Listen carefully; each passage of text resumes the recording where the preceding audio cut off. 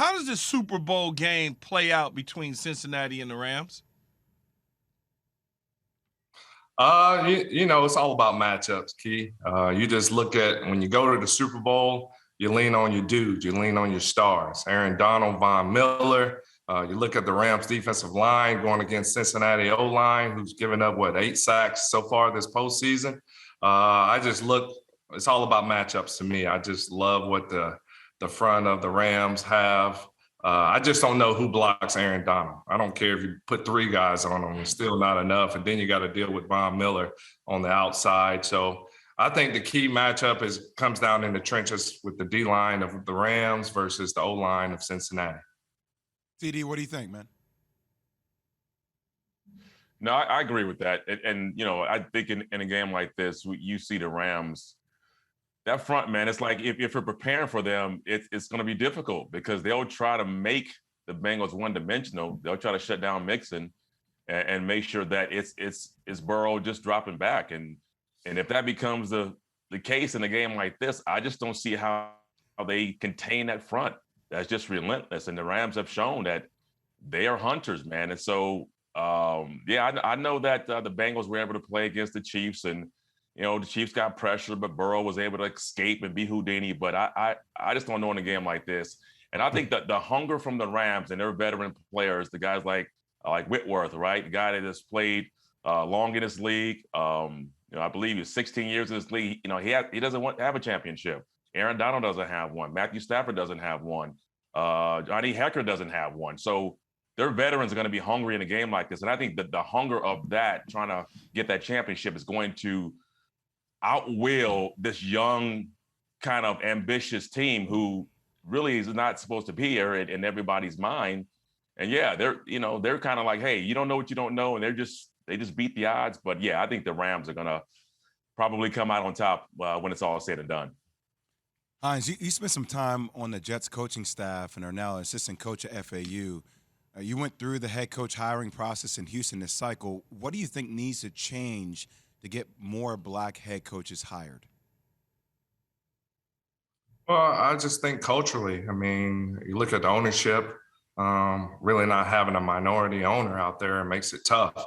But the Rooney Rule is a great idea, just I think is implemented poorly. I really can't speak for other organizations, but I know for Pittsburgh, the Rooney Rule gave Mike Tomlin an opportunity to get his shot in front of the ownership, and he went in there and wowed them over.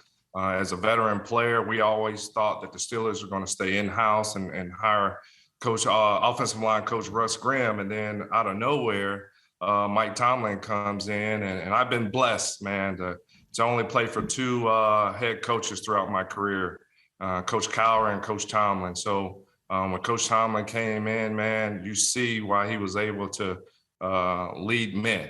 He was a great leader of men. I think in 15 years in his coaching career, never had a losing record, speaks for itself.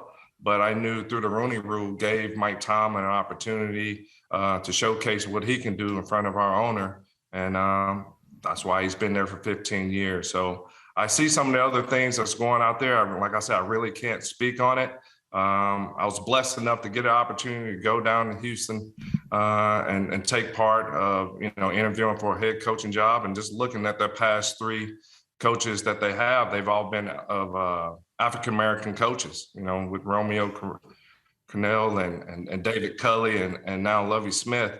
So regardless of however they got their opportunities, it is what it is. But I do think that with the league and their social justice policy, sometimes just talking to other coaches, talking to other players, sometimes they think of the NFL as kind of hypocrites. They have policies set up that says the NFL family in partnership with players, clubs, and owners work to create that positive change in communities across the country and to ensure equal opportunity becomes a reality for all. And that's not always the case, it seems like, when it involves minority and trying to be head coaches in the NFL.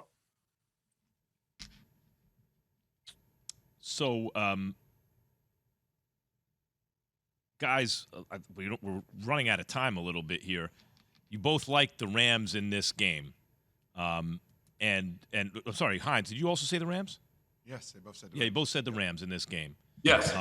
What happens? Going with the Rams. What happens if Joe Burrow's team wins, especially if he shows out, whether it's getting up from 9 sacks or making the game-winning throw? We've been talking about it all week. Does that make him the new face of the NFL? Where does that put Joe Burrow in the constellation of stars in the league if the Bengals win? Well, as far as I'm concerned, I mean, I think he's already there. You know, I think he's already there. He's already proven that he's a winner already. I mean, he's taken his team to a Super Bowl in his second year, didn't play the whole season in his first year. So the guy's already got superstardom written all over him. Now, if he wins this, yeah, he'll be placed in the same category as a Patrick Mahomes, and we'll start to say, is he the next Tom Brady? And listen, ain't nobody Tom Brady, but we'll start making that argument really, really fast. But then, you know, then he's got to back it up again. But the dude has got a championship pedigree. And the guy won at LSU. And so to me, no, I think he's already there, man, Max, whether he wins this one or not. Wow, it's a lot. Tell us why you're Max, he's proven.